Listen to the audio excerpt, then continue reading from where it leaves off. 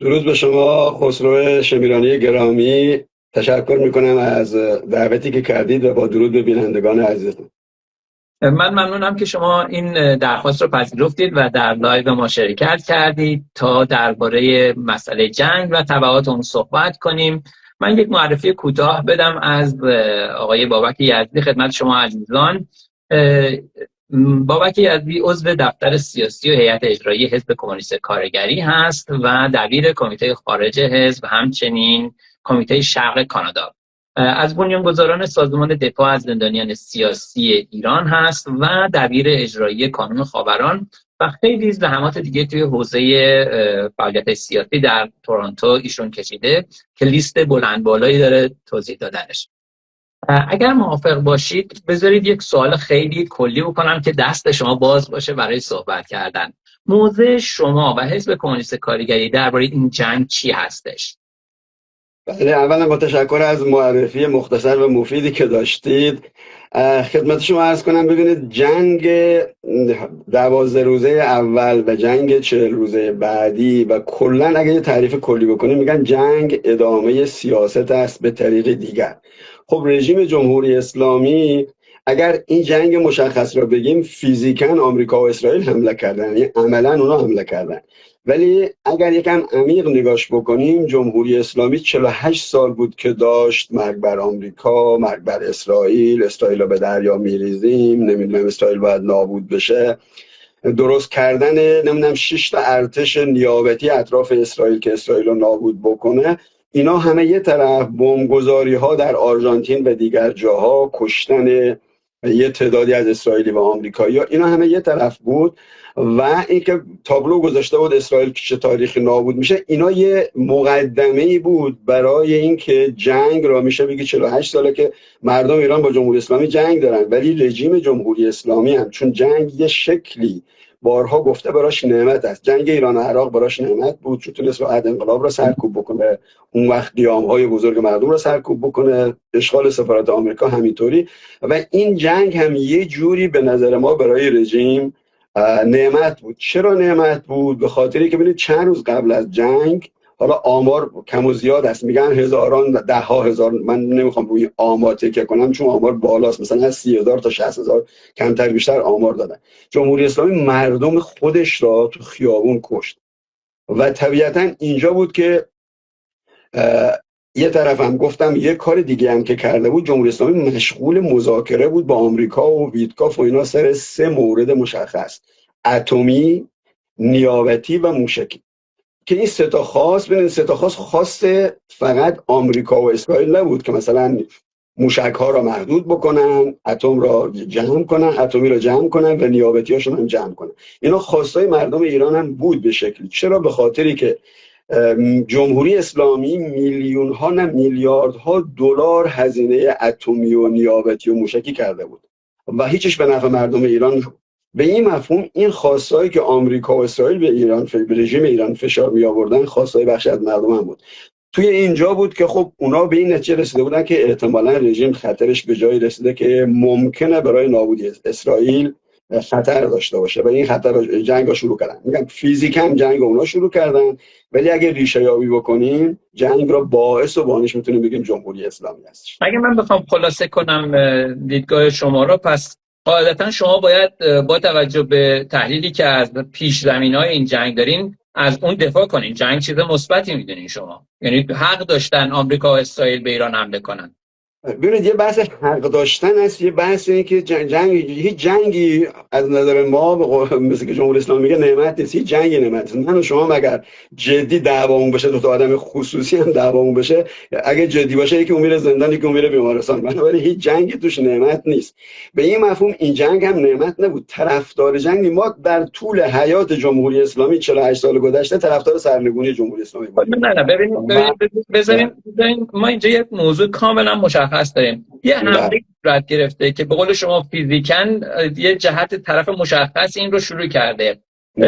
اسرائیل و آمریکا به ایران حمله کردن. حالا ما میخوایم در این باره ببینیم که موضع گروه‌های مختلف چی هستش. شما موضعتون چیه؟ موافق این حمله هستین یا مخالف این حمله هستین؟ این ببینید ما تا اونجایی که سران رژیم کشته شدن، خامنه‌ای مشخصا کشته شد، میگن رده اول و دوم سران نظامی رژیم کشته شدن، خیلی هم خوشحال شدیم.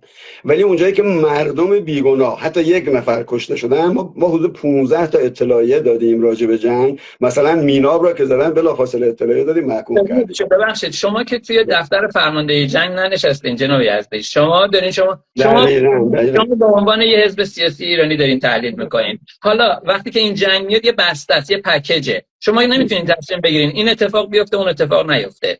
ما از قبل از جنگ میدونیم که این اتفاق بیفته احتمالاً یه تعدادی از سران نظام و سپاه و بعد کشته میشن و احتمال قوی تعدادی از مردم و زیرساخت‌ها و غیره. این رو ما میدونیم از قبلش، چیزی نیستش که ندونیم. با توجه به این موضعمون چی است و الان که البته خب دیگه گذشته و این اتفاقات افتاده. سوال خوبیه. مینا اتفاق افتاده، میدونیم زیرساخت‌ها از بین رفتن. الان میتونیم بگیم اوکی با این جنگ موافقیم یا مخالفیم؟ آره ببینید، باز یه چیز کلی است. هیچ جنگ فی نفسه مثبت نیست، فی نفسه منفی نیست. اکثر جنگ‌ها منفی است، ولی در جنگ‌ها حتی میشود به نفع مردم هم استفاده کرد. ببینید اولا جنگ‌ها به قول شما من و شما مشخص نکردیم، اپوزیسیون کلا نه شروع کرد، نه تمام کرد، نه آتش بس کرد، نه مذاکره کرد. هیچ کدوم اینا دست من و شما نبود. ولی بخشی از اپوزیسیون بدین امید بودن یا توهمی داشتن که این جنگ میتونه به سرنگونی جمهوری اسلامی تموم بشه و رفتن پشت جنگ و زنده باد نمیدونم تانکیو ترامپ و تانکیو امون نتانیاهو و اینا. ما جزء اون دسته نبودیم، ما جزء اون دسته‌ای بودیم و هنوزم هستیم که میگیم چه جنگ، چه صلح، چه مذاکره، ما جنگ اصلیمون با جمهوری اسلامی است و برای سرنگونی جمهوری اسلامی یک گام عقب نشینی نمی‌کنیم، یک لحظه فراموش نمی‌کنیم. به اونم یه جمله ساده، این جنگ رو شما محکوم میکنید یا محکوم نمیکنید؟ نه سوالتون غلط است. هیچ جنگی فی نفسه جنگ رو محکوم میکنید؟ ما در مورد جنگ به طور کلی صحبت نمیکنیم، اون بحث تئوریکه. بحث عملی داریم. ما مشخصا یه جنگ جلومونه، حمله به ایران، حمله به کشور. اختلاف من و شما، ببینید اختلاف من و شما اینطوره که شما میگید جنگ با ایران به جناب یزدی با این بسته شما به این اوکی میدین، موافقین یا مخالفین؟ ببینید بسته رو شما تعریف میکنید. من میگم ببینید یک جنگی شده که سران رژیم کشته شدن، رژیم تضعیف شده به یه مفهومی، حالا میرسیم بعدش که در کل به نفع کی تموم شد. ولی جنگ تا اونجایی که رژیم تضعیف شد، سران رژیم کشته شدن و رژیم به قول گفتنی عقب نشینی کرد، خیلی هم ما میگیم خیلی هم چیز مثبتی بوده. اونجایی که زیرساخت‌ها رو زدن، مردم رو کشتن، بله ما محکوم میکنیم. خب پس ببینید من اگه میخوام برم سراغ بحث‌های بعدیمون که بیشتر دیگری داریم، من اجازه بدید جمع‌بندی کنم. شما جوابی به این سوال نمیدید که آیا با این جنگ کلاً مخالفین یا مخالف نیستین؟ ببینید یه جمله بگم، ما نه جنگ طلبیم نه صلح طلب، ما سرنگونی طلبیم. میتونید اینجوری خلاصش کنید. بریم سراغ سوال بعدی. شما اشاره کردید که بخشی از جامعه ایرانی استقبال کرد از این و هورا کشید و حالا کلمه دقیقی که گفتین یادم نمیاد، ولی به هر حال استقبال کرد از این جنگ و شما گفتین شما جز اون دسته نیستین. به نظرتون چه چیزی تأثیر داشت؟ چرا یه بخشی از جامعه از حمله به کشور خودش خوشحال میشه و هورا میکشه؟ ببینید گفتم ما بدین باوریم که تکلیف جمهوری اسلامی را باید مردم و انقلاب زن زندگی آزادی روشن کنه. منتها قبل از جنگ اتفاقی افتاد که گفتم 10,000 نفر کشته شدن و ترامپ گفته بود نمیدونم کمک در راه هست. رضا پهلوی هم نمیدونم یه دروغای سرهم کرد که نمیدونم ارتش چند هزار نفری داریم و نمیدونم گارد جاویدا داریم فلان. بخش زیادی از مردم فکر می‌کردن که این تنها راهی است که میشه رژیم رو انداخت و به این دلیل مردم نه طرفدار رضا پهلوی بودن نه طرفدار جنگ بودن، طرفدار سرنگونی جمهوری اسلامی بودن. فکر می‌کردن که این جنگ میتونه به سرنگونی جمهوری اسلامی منتهی بشه و به این دلیل خوشحال بودن. اونایی که خوشحال بودن، حداقل بخش زیادی که من میشناسم، چه تو طیف راست چه تو طیف غیر راست، طیف راست اکثرا خب اینجوری بودن، ولی خیلی از مردم عادی هم میگفتن دیگه خب ما با انقلاب باور داریم و معتقدیم در نهایت انقلاب به زندگی آزادی باید تکلیف روشن کنه. ولی بخشی از حتی روشنفکران به این نتیجه رسیده بودن که دیگه با این کشتار جنایت آمیزی که رژیم کرده حتی نمیشه انقلابم کرد، پس این میتونه راه حل باشه. به نظر من به این دلیل اون طیفی که خوشحال بودن به این دلیل، یعنی در واقع یه توهمی وجود داشت، درست میگم؟ 100% توهم بود و این توهم چون کم شد میبینیم که ریزش طرفداران راست افراطی هم 100 برابر. یه دفعه شما تو این شهر هستید، خودشون ادعا میکردن 300 400 هزار نفر تظاهرات جمع کردن، هفته گذشته زیر 5000 نفر، حالا ماکسیمم بگیم 10000 نفر. یعنی 100% 100 برابر ریزش کردن به خاطر که اون توهم تو مردم ریخت. اونا که میرفتن بیرون که طرفدار رضا پهلوی نبودن، طرفدار سرنگونی جمهوری اسلامی بودن. به این مفهوم اون توهمه خوشبختانه داره میرسه. چه چیزی این توهم رو ایجاد کرد؟ ابزارهای ایجاد، چون توهم که یه دفعه تو ذهن آدم‌ها ایجاد نمیشه، یه سری یه زمینه سازی میخواد. چجوری این از نظر شما این توهم چجوری شکل گرفت؟ دقیقاً به نکته خوبی اشاره کرد. زمینه سازی شاید میشه بگه 3-4 سال رادیوی و تلویزیون ایران اینترنشنال، من و تو، تبلیغات دروغ و سو، تبلیغات چند برابری که ایران اینترنشنال درست کرده بود که مردم تو ایران به پهلوی باور دارن و پهلوی هم خودش به این دامن زد، دروغایی که اشاره کرد. و اینکه خود ترامپ هم رسما گفت کمک در راه است. مردم فکر میکردن که واقعا ترامپ میخواد جمهوری اسلامی رو بندازه، در صورتی که ترامپ هیچ وقت، خودش هم بارها گفته، جمهوری اسلامی اخته ضعیفی میخواد که تحت امر او باشه، حتی میخواد قالیبافو بیاره. شاید اسرائیل بخشن میخواست جمهوری اسلامی سرنگون بشه ولی آمریکا هیچ وقت نمیخواست. ولی این توهم ایجاد شد وقتی که ترامپ گفت کمک در راه است. مردم هم خب بالاخره استیصال و فقر و جنایتی که جمهوری اسلامی کرده بود میگفتن این شاید یه راه حلی باشه. چرا بذاریم از یه زاویه دیگه همین اشاره کردین به دست راستی و نیروهای سلطنت طلب. ما یه تجربه تاریخی داریم در زمینه دفاع از جنگ توسط نیروهای سیاسی توی ایران و اون برمیگرده به سازمان مجاهدین. حالا سازمان مجاهدین رو نمیدونم تا چقدر سازمان سیاسی بدونیم یا یه فرقه بدونیم، این یه بحث جدا، ولی یه موقعی به هر حال سازمان محبوبیت زیادی داشت در ایران و یه موقعی یک نقطه عطف داریم و اون نقطه عطف رو خیلی تحلیلگران میگن زمانی که شروع کرد با صدام همکاری کنه این نقطه عطفش بود، یعنی زمانی که حمله کرد با یک دشمن خارجی همدست شد. آیا فکر میکنید یه همچین چیزی روی نیروی سلطنت طلب هم عمل میکنه این فاکتور؟ ببینید، من چون مجاهدین از نزدیک میشناسم شاید میشه بگی 30 خرداد 60 که 500,000 نفر مردم جمع کردن توی تهران، اون شاید نقطه عطف مجاهد بود که رژیم از اونجا به مجاهدین حمله کرد و به قول اونا میگن فاز نظامی، جنگ مسلحانه مجاهدین با رژیم اونجا شروع شد. تا قبلش داشتن با هم به قول گفتنی شکل دیگه. نقطه عطف که میگم از نظر پایگاه مردمی، ریزش پایگاه مردمی دارم. اون رو دقیقاً درست میگید. بله، توی وقتی که مجاهدین در حالا به کنار همین که رفت عراق و با صدام یه حالت آشتی پیدا کردن، خیلی از نیروهاشون ریخت طبیعتاً. حالا به درست یا غلط بحثش جداست.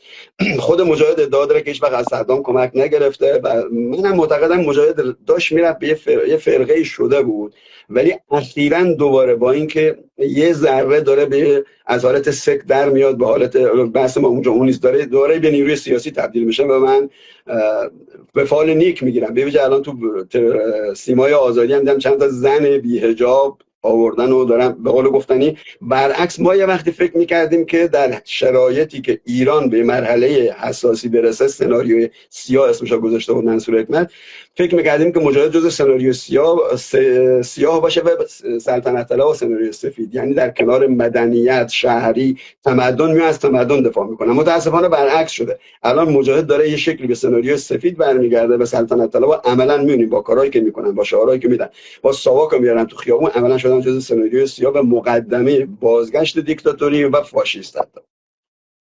با توجه به تمام این بحثایی که داشتیم، آیا به نظرتون اصلا کلا این جنگ الان دیگه 70-80 روز داره ازش میگذره، 40 روز جنگ فعال و بمباران گسترده تقریبا دیگه داره، آتش بس 1 ماهه میشه یا 1 ماه شد و این آیا کلا میتونه تأثیر مثبتی برای مردم ایران داشته باشه این جنگ؟ هیچ تأثیر مثبتی داره؟ ببینید کل تاثیر مثبتش اینه که شاید مردم دلشون خنک شده که خامنه‌ای کشته شد و سران رژیم، ولی نه علل عموم. ببینید الان تا این شرایط یه شکل میشه بگی پیروز جنگ جمهوری اسلامی است. چرا؟ به خاطری که ابرقدرت، بزرگترین ابرقدرت جهان که آمریکا بود و بزرگترین ابرقدرت خاورمیانه که اسرائیل بود، متحدن به جمهوری اسلامی حمله کردن. درسته که جمهوری اسلامی سرانش رفت، ضعیف شد و ولی همین که جمهوری اسلامی سقوط نکرده، جمهوری اسلامی پیروز شده، میتونه خودش پیروز نشده. به ویژه اینکه مسئله تنگه هرمز هم الان اضافه شد و اون بحث تنگه هرمزی که جمهوری اسلامی سالها تهدید میکرد دیدیم عملی کرد. درسته که حالا آمریکا اون طرف یه جوری تنگه هرمز را بسته، ولی نه علل عموم به نظر من این جنگ تا حالاش از نظر دولتی به نفع جمهوری اسلامی شده.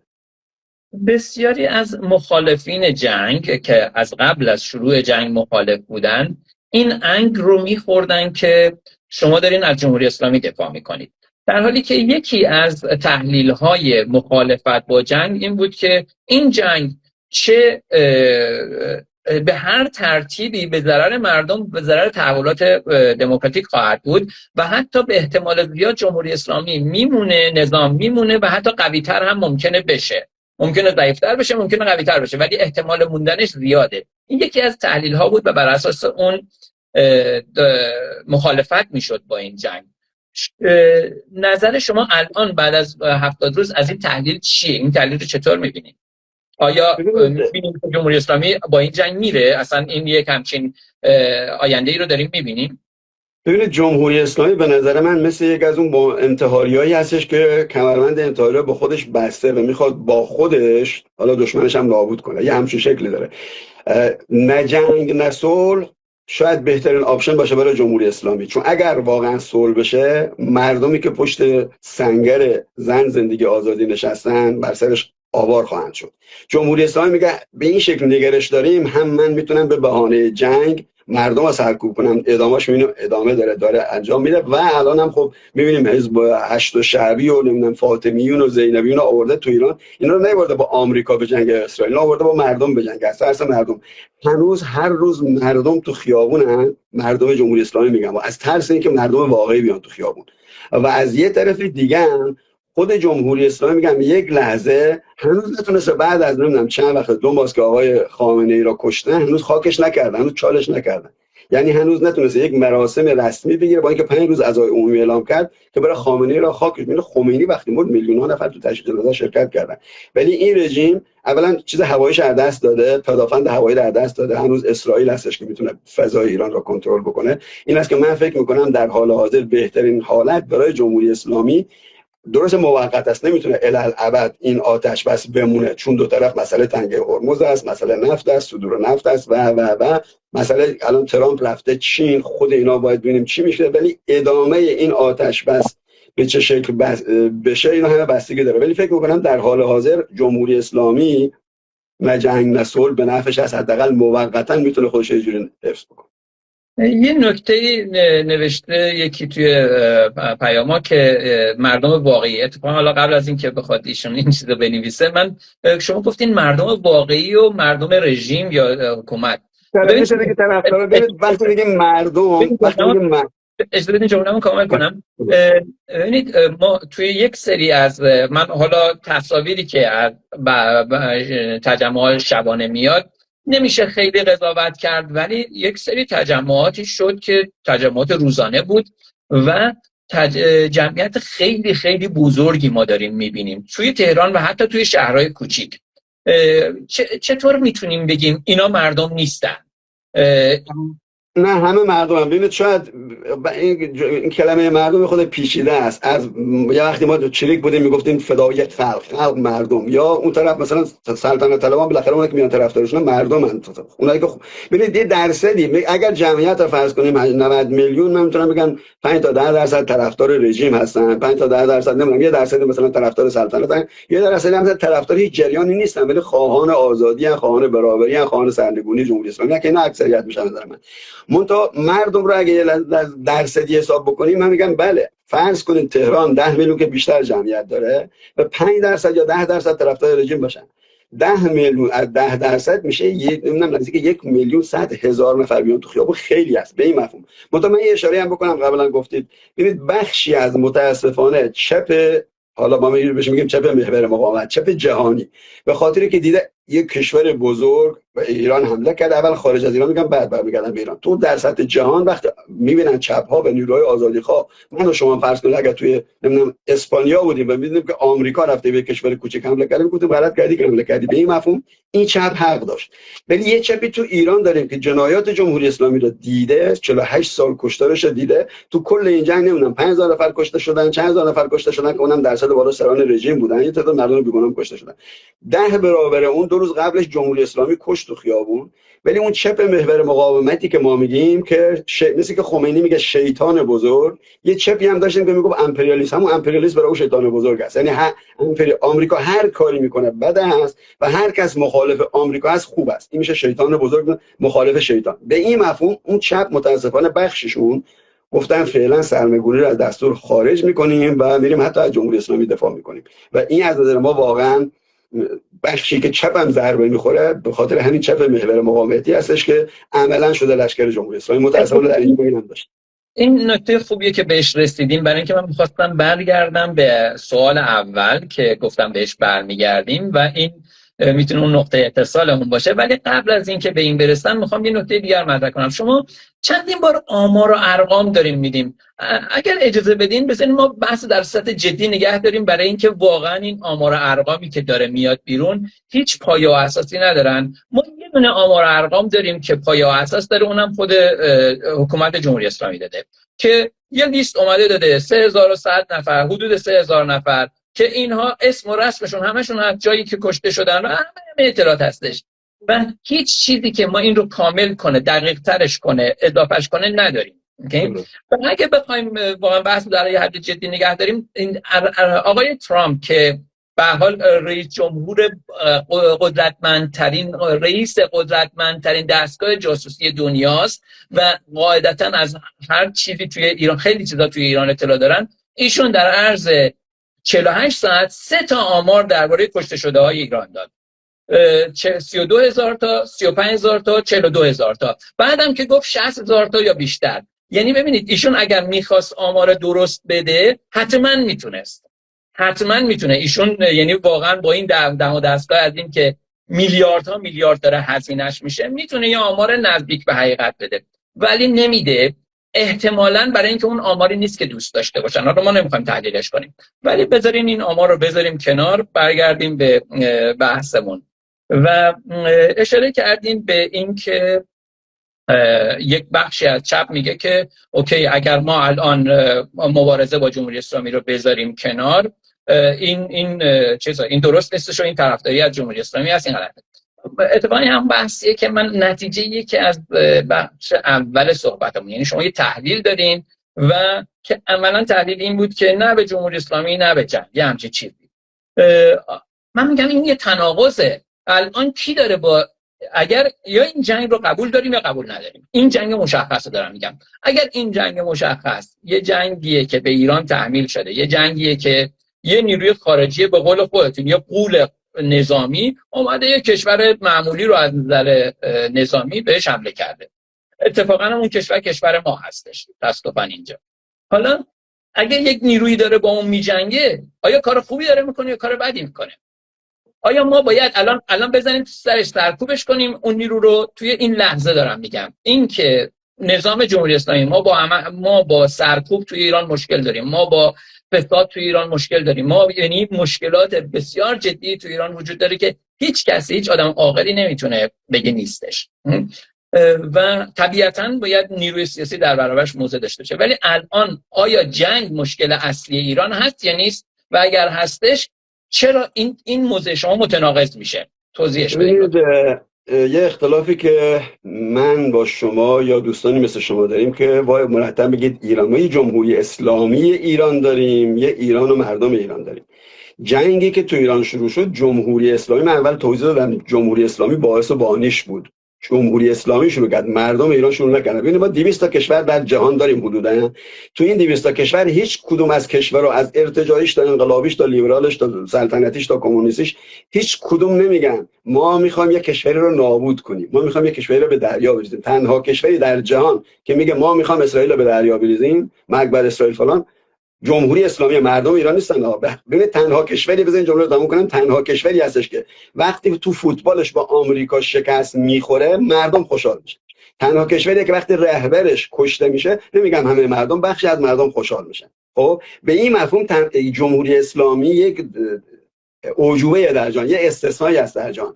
به این مفهوم جنگ با جمهوری اسلامی بود، نه با مردم ایران، نه با ایران. میگه جنگ ایران، نه ایران یک کشوری هست، مرز جغرافیایی داره، ولی جنگ آمریکا و اسرائیل با جمهوری اسلامی بود. به این مفهوم اگر نیروی، ببینید من جنگ جهانی اول رو مثال بزنم، لنین با اینکه مخالف جنگ بود گفت آقا جان جنگ رو به جنگ داخلی تبدیل میکنیم، قدرت رو میگیریم بعد خودمون کنیم.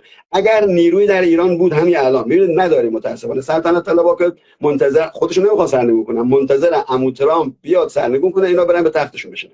اگر یک نیروی عظیم گسترده سازمان یافته‌ای بود که میتونه در این جنگ جمهوری اسلامی رو سرنگون بکنه، من استقبال میکردم. خب ببینید اگر الان که ترامپ، CIA، آقای موساد، آقای نتانیاهو، همه اینا حاضرن اسلحه بدن، چرا حزب کمونیست کارگری هم که نیرو داره اسلحه رو بگیرین و جنگ مسلحانه شروع کنین؟ آره اولا نه، ببینید ترامپ، گفتم ترامپ نمیخواد سرنگون کنه، خودش هم بارها گفته که بارها رسما اعلام کرده من ناراحتم که کردها اسلحه‌های ما رو نرسوندن به مردم. ببینید اونم بحثا اون دروغ میگه. اولا ترامپ دروغ میگه، 2-3 تا برنامه حول این بسته شده. ترامپ ممکنه اسلحه رو به دولت کردستان عراق داده، بر نیروهای کرد نداده و 2-3 تا برنامه بسته شده که اصلا دروغ. ترامپ هیچ وقت رو حرفش نمیشه حساب کرد. ترامپ یه انسان نرمال معمولی نیست، اینقدر دروغ میگه که یه وقتی آمار داده بودن میگفتن در متوسط 30 تا دروغ در روز گفته. ما اصلا ترامپ رو هم بذاریم کنار، این رو بقیه وزیر خارجه گفتش، رئیس موساد گفتش، آقای نتانیاهو به طور غیر مستقیم گفت. این از چند زاویه تایید شده که موساد و CIA تلاش کردن اسلحه برسونن به ایران. من میگم شما میگین نیرو نیسته، شما که نیرو دارین توی ایران. خب ما پیشمرد نداریم. نیروهای کردی که حدود 7 تا حزب در کردستان هستن و به نظر من یک جا ببینید یک مورد بگم بعد برسم. خود ترامپ، بخشی از اپوزیسیون، بخشی از روشنفکران این توهم داشتن که جمهوری اسلامی با این حمله سرنگون میشه، ولی اون حساب کتابی که جمهوری اسلامی کرده بود، شهرهای موشکی، ساختاری که داشت که وقتی بالا رو میزنی پایین جایگزین بشه، اینا باعث شد که جمهوری اسلامی سقوط نکنه. به این مفهوم یه جا شاید ترامپ اول، بله منم فکر میکردم، به خبرهایی بود که در حد 300 میلیارد دلار پول و اسلحه داده به نیروهای کرد، حالا شایعش بود حداقل، و من فکر میکردم یا خیلی از روشنفکرها فکر میکردن، نظر شخصی خود من هستش، که اگر احزاب کردستان از پایین و با حمایت فضایی، یعنی از طریق فضایی هم حمایت بشن که رژیم نتونه بزنه، کردستان رو آزاد بکنن، کردستان بشه سنگری برای آزادسازی بقیه شهرها. ولی شاید یک جا ترامپ اینجا دوزارش افتاد که جمهوری اسلامی همونطور که از ایران میزد به اسرائیل و میزد به امارات و فلان، اونجا میتونه قتل عام بکنه و به نظر من ترامپ عقب نشینی کرد. اسرائیل ناراحت شده بود که از اینکه ترامپ نیومد حمایت کنه. ولی اگر بحث اینه که ما اولا تو کردستان پیشمرگ نداریم، مسلم نداریم، با اینکه نیرو داریم، ولی اگر نیروهای کردی مسلح میشدن و به قدر کافی مسلح میشدن و از نظر هوایی هم حمایت میشدن که کردستان بشه آزاد بشه و از اونجا بخشن این کارو کردن، بس ترامپ میگم ترامپ پشیمون شد. اگر این میشد من شخصا حمایت میکردم، من هیچ مشکلی ندارم که ببینید اگر شما حمایت میکردین نمیدونم به آیندهش هم فکر کردین اینکه یه همچین جنگی شروع بشه بی برو برگرد یه جنگ داخلی خواهد بود. میگم یک مورد که من گفتم ممکنه، یک مورد که من گفتم ممکنه ترامپ درست فکر کرده باشه این بود که من جمله رو کنم. ببینید یکی دیگه از تحلیلایی که باز قبل از جنگ مطرح شد، مخالفان با جنگ مطرح می‌کردن، این بود که این جنگ میتونه حتی اگر باعث سقوط جمهوری اسلامی بشه به جنگ داخلی بیانجامه. و اتفاقا آیا شما از جنگ داخلی دفاع میکنید؟ الان چیزی که گفتین جمله شما این هستش، آیا شما موافقین که تو ایران جنگ داخلی بشه و مثلا وضعیت لیبی پیش بیاد که خیلی متفاوت نخواهد؟ ببینید یه تفاوت ایران با عراق، با ترکیه، با حتی ترکیه، با عربستان، با افغانستان داره که ما یه انقلابی داریم به اسم انقلاب زن، زندگی، آزادی که میلیونی است، که خواسته هاش بالا، سطح توقع مردم بالاست. یه جمله قشنگ منصور حکمت داره، میگه که وقتی سطح توقع یه جامعه رفت بالا نمیشه بیاری پایین. اگه پایین رفت میشه پایین دیگه. افغانستان نمونهش، عربستان نمونهش. ولی ایران سطح توقع مردم بالاست. به این مفهوم ما به هیچ وجه فکر نمی‌کنیم که جنگ داخلی بشه. من گفتم کردستان برای سنگری باشه برای آزادی بقیه شهرها و من فکر نمی‌کنم. به طور عملی بگین چطوری اگر جنگ میشه چطوری چه اتفاق جنگ داخلی نمیشه؟ آخه شما میگید جنگ، ببینید یه بخشی از ایران رو میاد، مثلا فرض کنیم یه سری نیروی حالا کرد که بعید میدونم یه چه اتفاقی بیفته، ولی فرض کنیم که یه گروهی میاد و اون رو تسلیم میکنه با گفته شما با حمایت هوایی اسرائیل و آمریکا. بعد جمهوری اسلامی حکومت، هر حکومتی میخواد باشه، اون ساکت میشینه تا اینکه این اونجا منم گفتم که تنها موردی که شاید ترامپ واقعی فکر کرد و کمک نکرد همین بود که احتمالاً جنگ داخلی بشه یا احتمالاً قتل عام کنه رژیم. من اینجوری فکر نمی‌کنم. چرا؟ به این دلیلی که گفتم ایران با عراق و عربستان و فلان فرق میکنه. ببینید ایران ببینید شما میگید ایران جمهوری اسلامی رو با ایران قاطی میکنید. اینطوری نیست. مردم ایران یک انقلابی صاحب یک انقلابی شدن. ببینید یکم من این زندگی آزادی رو باز کنم شاید اونم کمک کنه.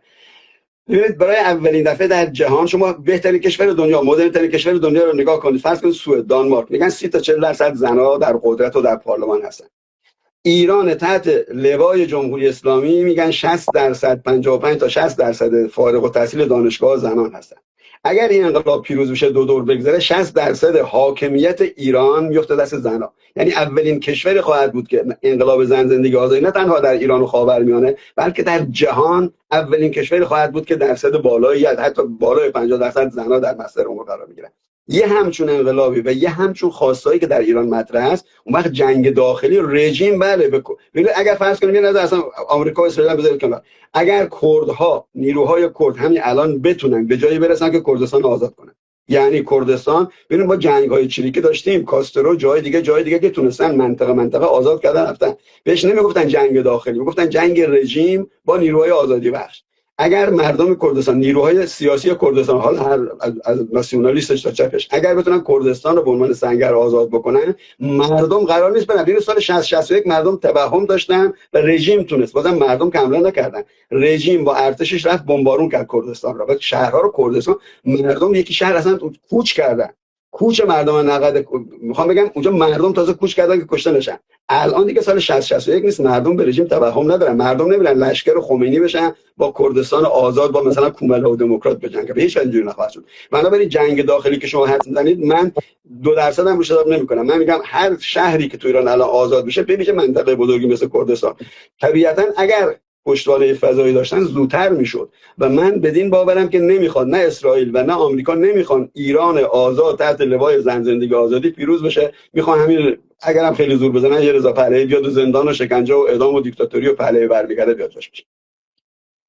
من خیلی ممنونم، به نظرم خیلی گفتگوی خوبی بود. من سوالام را دارم انجام دادم، در خدمتتون عرض کردم و ممنونم از پاسخهایی که داشتیم. من یه جمله فقط در پایان بگم که ببینید همینطور که طرفداران پهلوی در خارج کشور ریزش کردن به شکل آمار به قول شما ندیم ولی آمارم ندیم، میتونیم بگیم چندین برابر ریزش کردن و به واقعی ریزش کردن به خاطر که توهم شریخ داخل ایران و طرفدارای جمهوری اسلامی هم به شکل وسیعی ریزش کردن و الان دیگه اینا رو از عراق و هشت و شب اینا آورده. اگر واقعا فرض کنیم قبل از جنگ جمهوری اسلامی 10% طرفدار داشت، تو وسط جنگ من میگم بخش رفتن پشت سر جمهوری اسلامی که از میهن دفاع کنه، حالا اسم ناسیونالیستی از چپش تا میانش. ولی در حال حاضر این جنگ اگر تمام بشه، خطر سرنگونی جمهوری اسلامی خیلی بالاست از طریق انقلاب زن، زندگی، آزادی، و طرفدارای رژیم ریزش کردن به 5% هم نیستن. ببینید ده ها هزار، نمیگم باز آمار ندیم، هزاران نفر جمهوری اسلامی تو دیما کش، اینا همه باور نمیشه، هزاران، حداقل میگه 17000 آمارش تا الان اومده بیرون. خب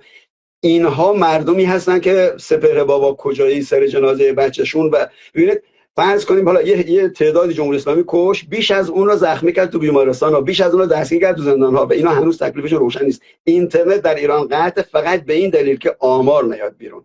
و این اگه جنگ تموم بشه به هر شکلی و اینترنت آزاد بشه، آغاز پایان جمهوری اسلامی خواهد. من بازم سپاسگزاری میکنم و آرزو میکنم برای کشورمون، برای مردممون که مسیر زن، زندگی، آزادی که به نظر میاد همه ماها حداقل روش تفاهم داریم، اون مسیر ادامه پیدا کنه به جای جنگ و کشتار، حالا از هر طرفی به هر شکلی. ممنون از اینکه در این مصاحبه شرکت کردین. روزتون خوش.